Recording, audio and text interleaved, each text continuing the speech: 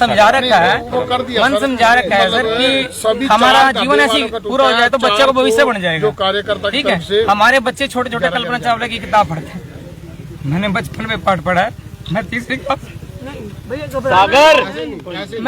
Class में पढ़ता था और जब पहली बार कल्पना चावला चांद पे गई, मुझे इतनी खुशी हुई, हे परमात्मा मेरे भी गुड़िया हो, कल्पना चावला देश का नाम रोशन करेगी। ये हमारी बहनें खड़ी है, ये सारा समाज है। और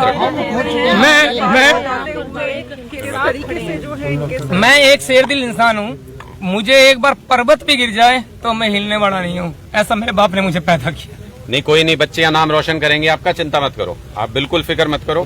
ये भी सारा मिलके लड़ेंगे ये चीज भी, और बच्चे यहाँ आपका नाम रोशन करेंगे, चिंता ना करो बिल्कुल भी।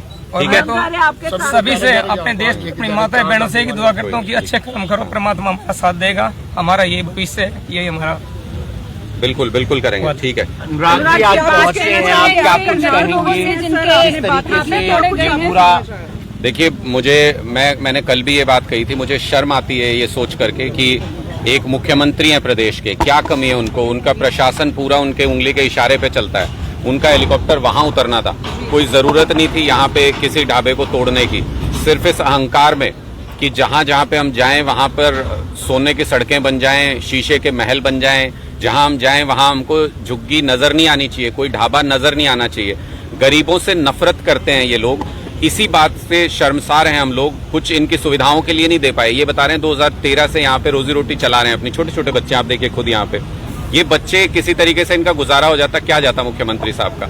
तो मुझे लगता है कि ये अहंकार है। एक बहुत पुराना एक शेर याद आता है मुझे कि उनकी राहों में मिट्टी के घर नहीं आते, इसलिए शायद उन्हें हम नजर नहीं आते।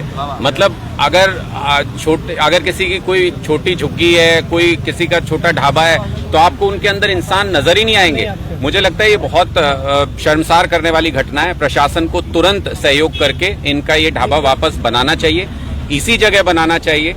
कच्ची कंस्ट्रक्शन है, कोई ऐसा नहीं कि इन्होंने यहाँ पे कब्जा कर लिया है, कोई ऐसा नहीं इन्होंने इलीगल कंस्ट्रक्शन कर दिया है। टेम्परेरी स्ट्रक्चर है, बिल्कुल मैं सामने देख रहा हूँ, वो सारा उसका मलबा पड़ा हुआ है। टेम्परेरी स्ट्रक्चर है, कहीं कोई डिस्टर्बेंस नहीं है। सारे आड़ती लोग मंडी में यहीं से, इनके यहाँ से मजदूर हैं, आड़ती हैं, वो खाते होंगे, सब कुछ करते होंगे। तो यहाँ मुझे नहीं लगता कि किसी तरीके से भी ये जायज कहा जा सकता है इस कदम को जो सरकार ने उठाया। ये एक तरीके से नाजायज कदम है, गरीबों के टोटल खिलाफ। आप देखिए अब जिस तरीके से फैमिली कार्ड बनाया गया, उसमें सारे गरीबों के इन्होंने राशन कार्ड काट दिए। यहाँ पर इनके ढाबे गिरा रहे हैं, कहीं पर झुग्गियां गिराई जाती हैं, कहीं पर बस्तियां तोड़ी जा रही हैं पूरी की पूरी। तो मुझे लगता है ये मानसिकता ही ऐसी है कि गरीबी खत्म मत करो, गरीबों को खत्म कर दो। तो ये मानसिकता बहुत गलत है, जन विरोधी है, और मुझे लगता है कि भारतीय जनता पार्टी को इस मामले से सीख लेनी चाहिए, वरना ये मामला बहुत ऊपर तक जाएगा। मैं आज बोल के जा रहा हूं, मैंने भाई की आंखों में भी आंसू देखे और मैं इन बच्चियों का भविष्य भी देख रहा हूं। आम आदमी पार्टी इस मुद्दे को किसी भी हाल में, अभी हमारे कार्यकर्ताओं से जो मदद बन पड़ेगी वो तो करेंगे ही करेंगे, लेकिन किसी भी हाल में ये ढाबा यहीं पे बनेगा, इसकी रोजी रोटी इस परिवार की कहीं जाएगी नहीं, ये हम सुनिश्चित करेंगे। आम आदमी पार्टी भी मदद करेगी निश्चित तौर पे। हमारे कार्यकर्ताओं ने आज भी कई सारे कार्यकर्ताओं ने आज यहाँ पे मदद की है, इनकी हम सब तरीके से मदद भी करेंगे।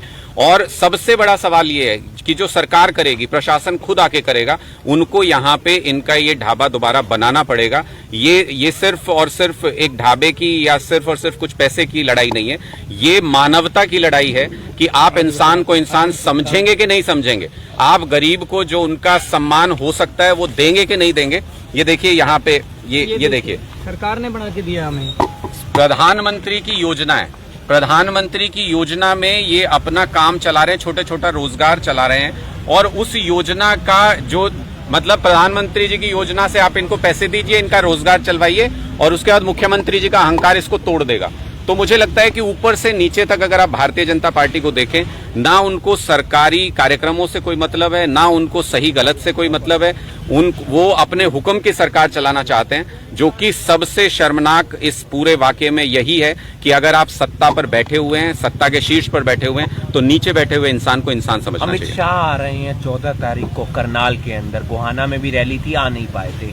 किस तरीके से देखते हैं हरियाणा की राजनीति? देखिए, गोहाना में आम आदमी पार्टी ने साफ कहा था कि अगर हरियाणा की बेटी को छेड़ने वाले, छेड़छाड़ करने वाले मंत्री को जब तक मंत्रिमंडल से हटा नहीं देते, जब तक उनको मंत्री पद से बर्खास्त नहीं किया जाता, जब तक हरियाणा ओलंपिक संघ से हटाया नहीं जाता, अमित शाह जी का स्वागत नहीं कर सकता हरियाणा किसी भी सूरत में। अमित शाह जी का यहाँ पर बिल्कुल वेलकम नहीं होगा हरियाणा के अंदर जब तक वो ये कदम नहीं उठाते, संदीप सिंह को हटाया नहीं जाता। हरियाणा की बेटियों का अपमान बिल्कुल भी बर्दाश्त नहीं करेंगे। चाहे वो गोहाना था, वहां पे ना लोग आए ना अमित शाह जी आए। करनाल में भी उसकी पुनरावृत्ति आपको देखने को मिलेगी। पुरजोर विरोध हरियाणा के तमाम लोग, आम आदमी पार्टी इस यात्रा का करेंगे। भाजपा के शीर्ष नेतृत्व को भी अंदाजा होना चाहिए कि हरियाणा की बेटियों का अपमान करके हरियाणा में उनका स्वागत कभी नहीं हो सकता।